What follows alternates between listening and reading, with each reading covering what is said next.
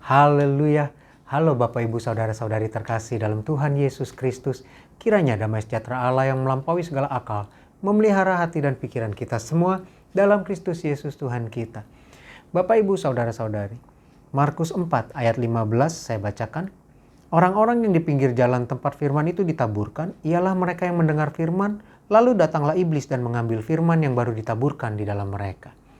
Bapak Ibu Saudara-saudari, tentang orang-orang yang di pinggir jalan adalah orang-orang yang menolak firman. Ini kita sudah mempelajarinya kemarin.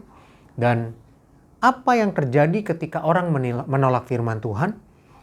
Iblis datang dan mengambil firman yang baru ditaburkan. Karena firman tidak mau diterima, iblis yang ambil. Lah memang apa masalahnya? Kan gitu ya Bapak Ibu ya. Kita tidak terima, ya iblis ambil, biarin saja. Nah ini yang jadi masalah Bapak Ibu. Kalau ditanya apa masalah? Ini masalahnya justru.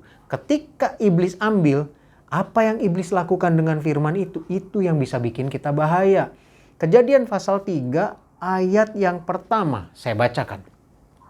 Adapun ular ialah yang paling cerdik dari segala binatang di darat yang dijadikan oleh Tuhan Allah. Ular itu berkata kepada perempuan itu, tentulah Allah berfirman, semua pohon dalam taman ini jangan kamu makan buahnya, bukan? Iblis ambil firman, dia tahu dan mengolahnya menjadi senjata untuk menyerang kita. Itu masalahnya Bapak Ibu Saudara-saudari. Maka dari itu ketika iblis ambil dan menyerang kita dengan firman Tuhan. Karena kita tidak menerima firman Tuhan, kita tidak tahu, kita tidak mau belajar. Gampanglah kita jatuh dalam dosa. Jadilah kita makanan empuk buat si iblis. Jadi kita selalu mendapat masalah, kita selalu dapat melakukan dosa. Ya karena kita tidak mengerti firman Tuhan. Diambil semua oleh si iblis. Itu dampak pertama. Kita jadi istilahnya kalau bahasa asingnya vulnerable, ya. Kita jadi mudah diserang, kita jadi rentan, mudah sakit gitu kira-kira Bapak Ibu. Lalu efeknya lagi ayat yang ke-16. Markus 4 ayat 16. Saya bacakan.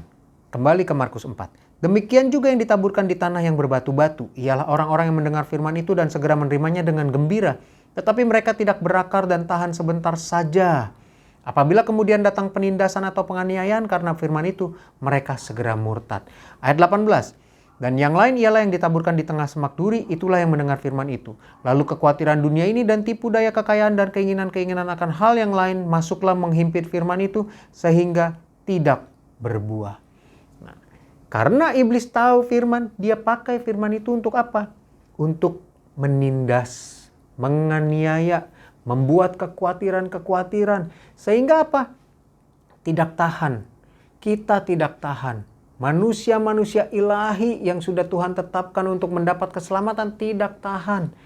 Lalu apa yang terjadi? Murtad. Itu masalahnya Bapak Ibu. Ini adalah tanah hati yang bahaya yang dimulai dari penolakan sampai akhirnya kita murtad. Kita berbalik dari jalan Tuhan. Ya tadi melakukan dosa, ya seperti Hawa digoda iblis melakukan dosa, atau gara-gara khawatir kita melakukan dosa, atau gara-gara kita tidak tahan kesulitan, kesusahan kita berbuat dosa. Nah hal-hal itu yang membuat kita, yang menjadi masalah bagi kita. Jadi Bapak Ibu Saudara-saudari, mari kita mawas diri, kembali message yang sama, terima firman Tuhan. Kenapa? Penekanannya hari ini, apa yang diambil oleh iblis itu bisa menjadi senjata makan Tuhan buat kita. Maka dari itu, mari kita terima firman Tuhan, mau berubah dan action dengan membaca firman Tuhan terus, menerimanya, menjadikan tanah hati kita baik. Tuhan tolong kita semua, mari kita berdoa. Tuhan Yesus, terima kasih. Terima kasih Tuhan untuk peringatan-Mu. Ini adalah sebuah peringatan yang luar biasa supaya kami jangan membuang setiap firman. Kalau firman itu berbentuk pengajaran, biar kami belajar, menegur, biar kami bertobat. Kalau kami dinyatakan kebenaran, biar kami menerima dan mempelajari kebenaran yang sedang Kau nyatakan itu. Tuhan tolong kami semua, biar kami semua memperoleh kedewasaan rohani, dan memenuhi apa yang Kau inginkan kehendaki dalam kehidupan kami. Terima kasih Tuhan. Kembali hamba berdoa bagi umat-umat-Mu, jemaat-jemaat-Mu yang akan menjalankan aktivitas, yang bekerja, berwirausaha, mengerjakan rumah tangga, yang sekolah, kuliah, apapun yang mereka tekuni usahakan Tuhan. Tuhan beri hikmat, Tuhan tolong, Tuhan memberkati apapun yang mereka kerjakan. Engkau membuatnya berhasil ya Tuhan dengan menjalankannya bersama-Mu.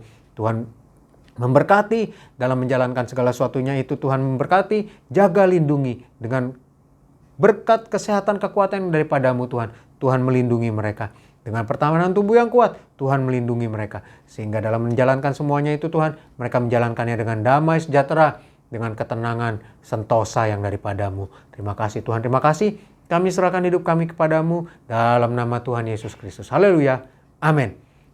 Kasih karunia dari Tuhan Yesus Kristus menyertai kita semua. Amin.